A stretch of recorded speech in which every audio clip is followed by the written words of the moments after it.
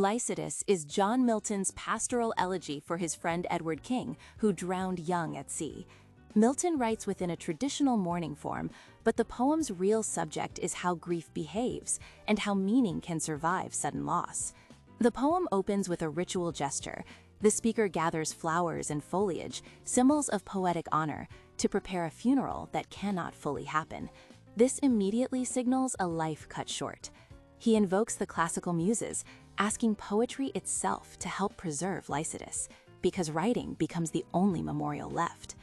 The speaker then remembers their shared past as shepherds, an idealized version of their student days at Cambridge.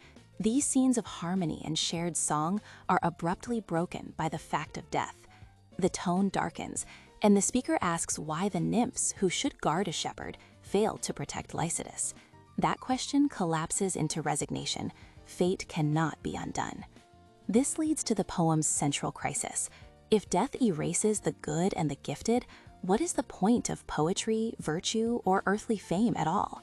Apollo answers by redefining fame, shifting attention from temporary praise to lasting, eternal value.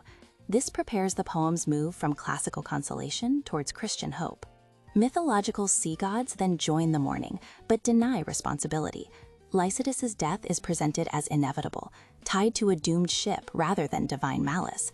The poem sharply pivots when St. Peter appears. Grief becomes moral judgment as he condemns corrupt church leaders, negligent shepherds who fail their flocks. Private loss turns into public critique. The speaker calls for flowers again, but confronts the absence of a body. With no grave, the poem itself must carry the weight of the funeral. Consolation finally arrives through the image of the sun setting and rising again, a clear figure for Christian resurrection and eternal life. In the final stanza, the voice shifts. The grieving shepherd is now observed from a distance as he rises and walks away. This does not erase grief, it shows transformation. The elegy ends not with closure, but with movement, as sorrow is reshaped into endurance and renewed life.